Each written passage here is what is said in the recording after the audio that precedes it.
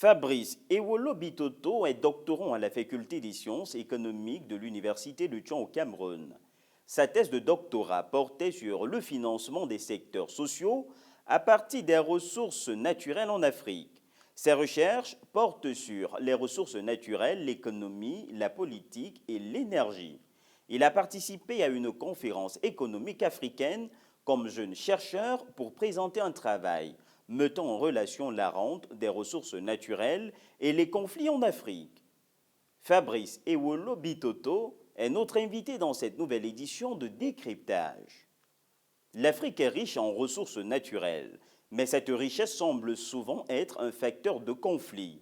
Quels sont selon vous les principaux mécanismes qui transforment cette abondance en source de vulnérabilité plutôt qu'en levier de développement? Oui, effectivement, plusieurs facteurs peuvent expliquer ça. Mais si nous pouvons citer quelques-uns d'un point de vue économique et d'un point de vue politique.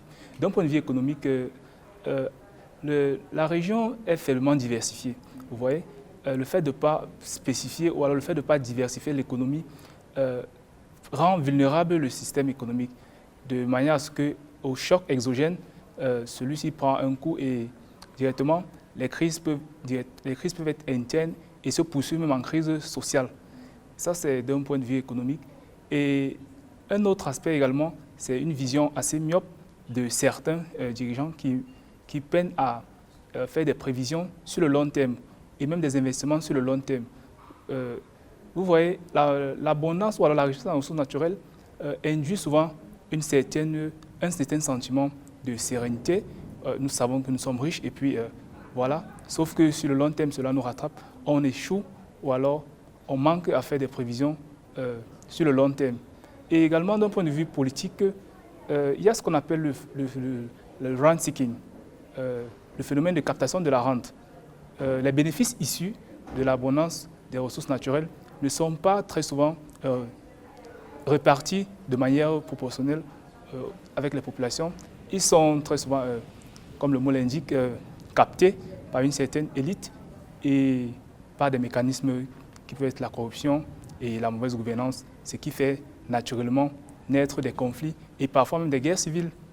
Quel regard avez-vous de la dynamique actuelle des conflits en Afrique? Ces conflits ont-ils un coût économique? Le regard que je porte sur les conflits, déjà, il faut savoir des fois les statistiques récentes de l'Opsala Data Base of Conflict. La région Afrique est celle qui enregistre le plus grand nombre de conflits depuis 1942. Et si on s'en tient à l'année 2022, par exemple, plusieurs pays qui sont des zones conflictuelles ont connu au moins un conflit en cette année-là. Et naturellement, cela a des coûts économiques, notamment ça empêche la libre circulation des personnes, les facteurs de production, les facteurs de travail. Et également, un rapport de la Banque mondiale fait savoir qu'une guerre ou alors un conflit armé peut coûter jusqu'à 30 ans de retard dans le développement. Dans vos travaux sur les ressources naturelles et l'énergie, vous avez exploré l'impact des agendas globaux sur la gestion des ressources africaines. Selon vous, ces agendas répondent-ils aux besoins réels des populations locales ou servent-ils principalement les intérêts des acteurs internationaux? Oui, la question elle est assez complexe, mais nous pouvons dire déjà que les agendas, lorsqu'ils sont adoptés au niveau international, ne sont pas directement implémentés dans les pays, parce que vous savez, les pays n'ont pas les mêmes problèmes ou alors les mêmes priorités. Très souvent, ils sont appropriés, c'est-à-dire les pays les contextualisent en fonction de leurs différents agendas nationaux.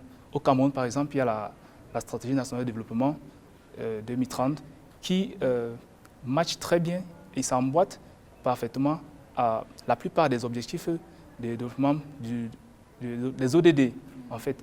Donc là, et c'est un peu ça dans chaque pays, les bailleurs internationaux, ou alors ces organismes et les décideurs nationaux trouvent un point d'entente pour pouvoir s'approprier de ces différents objectifs, ces différentes cibles pour répondre aux priorités économiques, sociales des différents pays. La gouvernance des ressources naturelles est cruciale pour réduire les conflits. Quelles réformes prioritaires recommandez-vous aux États africains pour améliorer la gestion de leurs richesses naturelles tout en minimisant les risques de conflits? Premièrement, c'est la transparence. Il faudrait que la gestion soit transparente dans un premier temps, mais également c'est de pouvoir créer des fonds de souveraineté, des souverainetés dans lesquelles peuvent être mises à part certaines, dans lesquelles peuvent être investies ou alors dans lesquelles peuvent être gardées une part des ressources, des bénéfices tirés de la rente, afin de pouvoir financer certains secteurs. Si nous prenons par exemple le secteur de la sécurité sociale, dans lequel la plupart des citoyens africains n'en bénéficient pas du tout. Parfois, ceux du secteur formel, et c'est souvent réservé à une partie du secteur formel. Donc, si des fonds de souveraineté sont créés, cela peut aider notamment à financer de tels secteurs et permettre aux populations de réellement ressentir cette manne-là de façon directe. Donc, nous suggérons la transparence dans la gestion, mais également la création des fonds de souveraineté dans ce sens-là, comme l'ont fait plusieurs pays, pour pouvoir tirer profit de cette manne pétrolière et de cette manne du sol et du sous-sol. Le développement durable est au cœur des agendas mondiaux. Comment les pays africains peuvent-ils aligner l'exploitation de leurs ressources naturelles avec des objectifs de durabilité tout en répondant aux besoins économiques immédiats de leur population? Tout ça est possible parce que la question sur laquelle nous travaillons a été abordée par des économistes déjà néolibéraux qui ont montré que la richesse en ressources naturelles constituait un facteur de développement, alors de décollage du développement. Mais malheureusement, certains pays, notamment pour des raisons économiques et politiques que nous avons citées, peinent à décoller lorsqu'ils sont riches en ressources naturelles. Mais cependant, cela n'est pas toujours le cas. Vous observerez que plusieurs pays, pour ne pas aller même hors du continent, à l'instar du Botswana par exemple, qui ont su gérer, qui ont su, avec la volonté bien évidemment, la volonté politique et tous les acteurs, tirer profit de cette manne.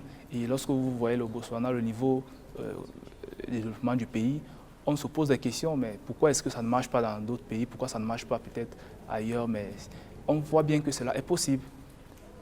Fabrice Ewolo Bitoto, économiste et doctorant à l'Université de Tchang, merci d'avoir répondu aux questions d'Africa 24.